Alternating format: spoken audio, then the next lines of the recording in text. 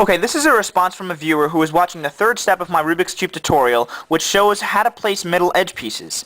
If I understood him correctly, he had a cube very similar to this one. As you can see, he had already placed the green-orange edge piece in between the green and orange centers, and he had already placed the blue-red edge piece in between the blue and red centers. However, when he went to go place the remaining two edges, he noticed that there were no pieces in the top layer in these four positions which did not have any yellow in them. They all had yellow.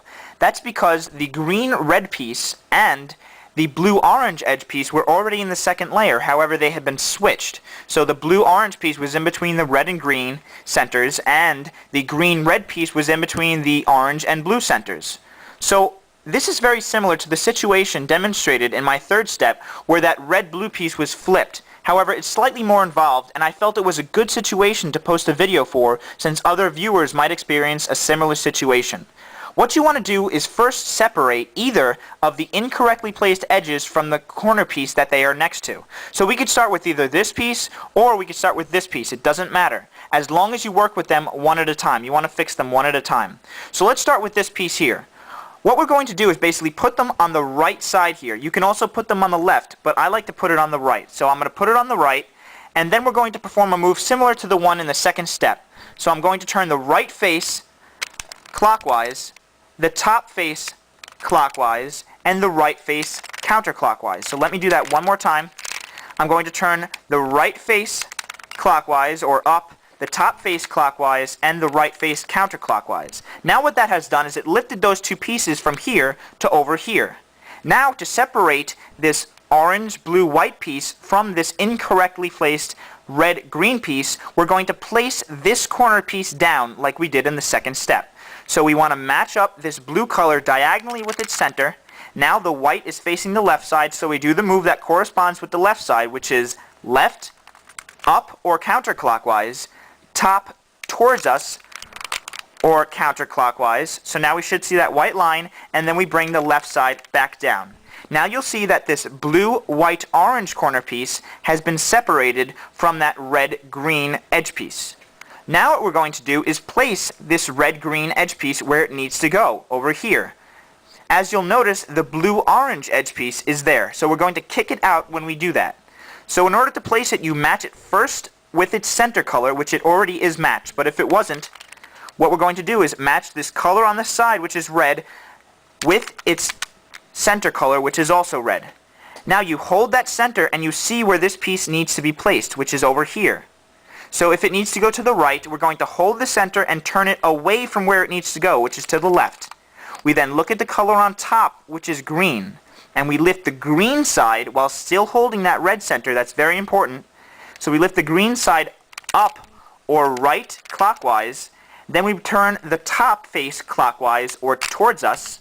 And then we bring the right face counterclockwise, or back down. And what that has done is it lifted these two pieces now, the red, green, white corner, with the orange, blue edge piece that is incorrectly placed. So now what we want to do is basically place this corner down by matching it diagonally with its center, and then we're going to place it down. Since the white is on the left, we do that same move that corresponds to the left side, which is left, counterclockwise, or up, and as you'll see, this red, green, white piece is now paired with its green, red edge piece correctly. So I brought the left face counterclockwise or up. The top face is now going to go counterclockwise or towards you. You should see a white line, and then you bring the left face back down or clockwise. So now this red-green piece is now placed correctly in between the red and green centers. So now if we look on top, we'll see that we now have that, that blue-orange edge piece in the top.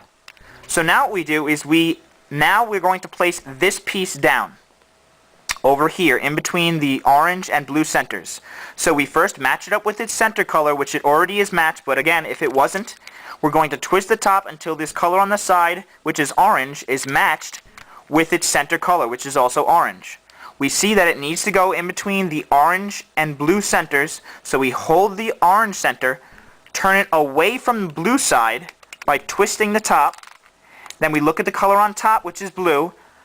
While still holding the orange center, we turn the right face, which is blue, we turn the right face clockwise or up, then we twist the top face clockwise, and then we bring the right face back down or counterclockwise. Now we'll see that we lifted up that corner piece, which is now over here. To place it back down, we're going to twist the top again to match up the blue color with its center diagonally. Now you'll see that that white color is on the left side again. So we're going to do the move that corresponds with the left side. Left, counterclockwise or up, and now you'll see that this blue, white, orange piece is paired with its blue, orange edge piece correctly. So I brought the left face counterclockwise or up. We then bring the top face counterclockwise or towards us, so that now we have, again, a white line, and then we bring the left face back down. Now if you did all the moves correctly, you'll notice that the orange-blue edge piece is in between the orange and blue centers, and the red-green piece is now properly placed in between the red and green centers. So now you should have a complete bottom 2 layers. So I hope that that video proved useful if you had a situation that was very similar to what the other viewer had. Any questions, just send me straight on YouTube.